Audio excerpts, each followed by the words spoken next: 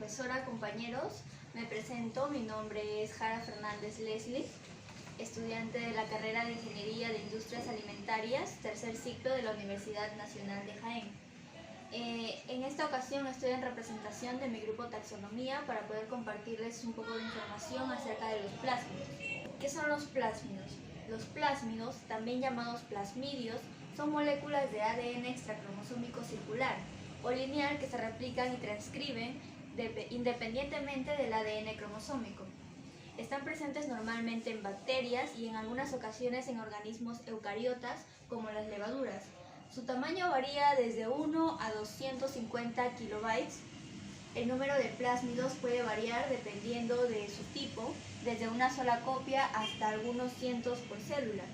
El término plásmido fue representado por primera vez por el biólogo molecular norteamericano Joshua Lederberg en 1952. Las moléculas de ADN plasmídico adoptan una conformación tipo doble hélice al igual que el ADN de los cromosomas, aunque por definición se encuentran fuera de los mismos. Se han encontrado plásmidos en casi todas las bacterias. A diferencia del ADN cromosomal, los plásmidos no tienen proteínas asociadas. En la mayoría de los casos se considera genético dispensable. Sin embargo, posee información genética importante para las bacterias. Por ejemplo, los genes que codifican para las proteínas que las hace resistentes a los antibióticos están frecuentemente en los plásmidos.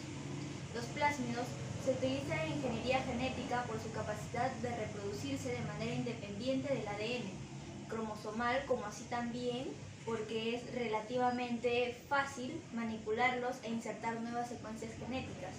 Los plásmidos utilizados en ingeniería genética suelen contener 1 o 2 genes que les confieren resistencia a antibióticos y permiten seleccionar clones recombinantes. Hay otros métodos de selección, además de la resistencia a antibióticos, como los basados en fluorescencia o en proteínas que destruyen las células sin uso de antibióticos.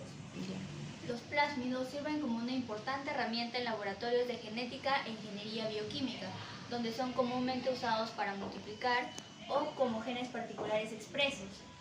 Muchos plásmidos están disponibles comercialmente para dichos usos. El gen a ser replicado se inserta en copias de un plásmido al cual contiene genes que hacen células resistentes a un antibiótico en particular. En el paso siguiente, el plásmido es insertado en la bacteria por medio de un proceso llamado transformación. Luego la bacteria es expuesta a un antibiótico particular. Solo la bacteria que toma copias del plásmido sobrevive al antibiótico debido a que el plásmido lo hace resistente.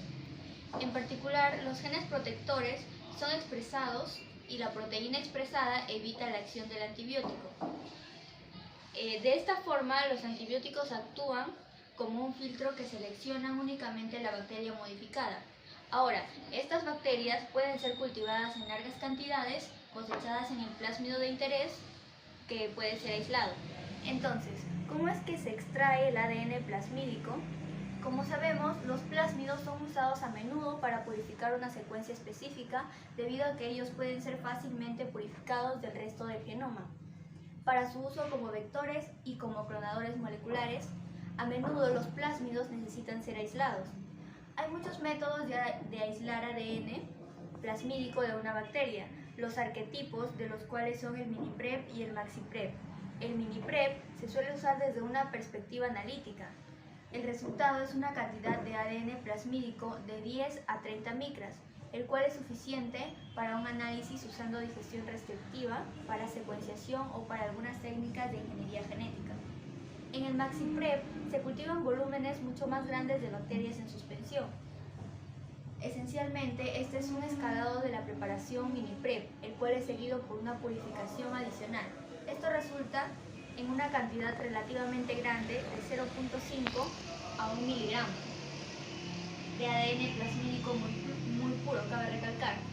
En los últimos tiempos, muchos kits comerciales han sido creados para realizar la extracción plasmídica a varias escalas, pureza y niveles de automatización.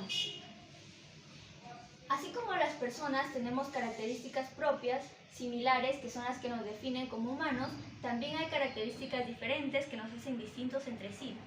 Por su parte, los plásmidos poseen propiedades semejantes que están presentes en todos ellos, pero también contienen características que los hacen ser especiales. Algunas de estas características son las siguientes. Primero, la mayoría son muy pequeñitos en comparación con el cromosoma bacteriano. Segundo, cada plásmido contiene al menos una secuencia de ADN que sirve como un origen de replicación, lo cual permite al ADN ser reproducido en forma independientemente del cromosoma. Tercero, poseen genes que dan ventajas a las bacterias que los contienen. Los plásmidos han sido encontrados en casi todas las bacterias y arqueas, además de que también pueden estar presentes en levadura. Por lo tanto, si se ha encontrado con una cantidad enorme de bacterias, se conocen muchísimos plásmidos diferentes también. Por ejemplo, de Escherichia coli se han aislado más de 300 plásmidos. Bien, ¿en qué nos pueden ayudar los plásmidos? Al parecer, los plásmidos benefician a las bacterias, pero ¿será que también nosotros podemos obtener alguna ayuda de ellos? Aunque parezca un poco ilógico, sí pueden. Solo daré dos ejemplos. Los plásmidos tienen aplicación en ingeniería genética. A la fecha, se han construido incontables plásmidos artificiales en los laboratorios de biología molecular o de ingeniería genética, llamados vectores, que son fáciles de manipular y a los que se les pueden introducir nuevos genes de nuestro interés. En el siguiente dibujo podemos observar una bacteria, la cual contiene el cromosoma de los plásmidos separados ya, donde los plásmidos se muestran como anillos de cadena doble que contienen la información genética. Bueno, voy a complementar la información de mi compañera y nos vamos a introducir un poco más con el tema de qué es un vector de clonación idóneo para las bacterias de ácidos lácticos en su uso alimentario, que sería el PRS4. El PRS4 es un plásmido de clonación de bacterias de Pediococcus pentosaceus con vectores selectivos de clonación en las bacterias de ácidos lácticas. El PRS4C1 es un vector de clonación selectivo derivado del PRS4. Transforma en forma de estable Lactobacillus plantarum, Pediococcus acidelactici y Pediococcus pentaceus. Esto indica que el PRS4 puede ser utilizado como vehículo de donación selectivo para la manipulación de genética de bacterias de ácidos lácticos, sin riesgo de transferencia horizontal de material genético a determinadas bacterias de ácido láctico, indeseables que pueden coexistir. Hablemos un poco sobre las bacterias de ácido láctico.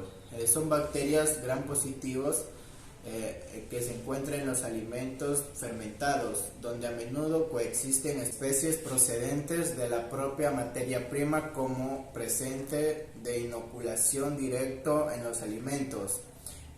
Los ácidos lácticos para la tecnología alimentaria deriva por un lado de contribución de bacterias, lo que podemos encontrar en los vinos, en los quesos, en los productos cárnicos y en los productos vegetales.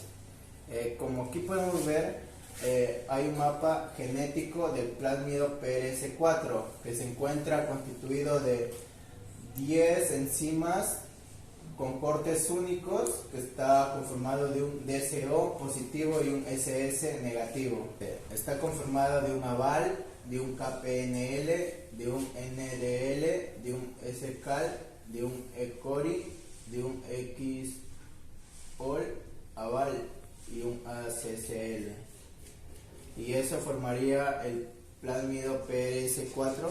Y ahí por último los ORF son los orígenes de recopilación del DSO positivo y SSO negativo, donde se basa en los análisis de secuencia de los nucleótidos.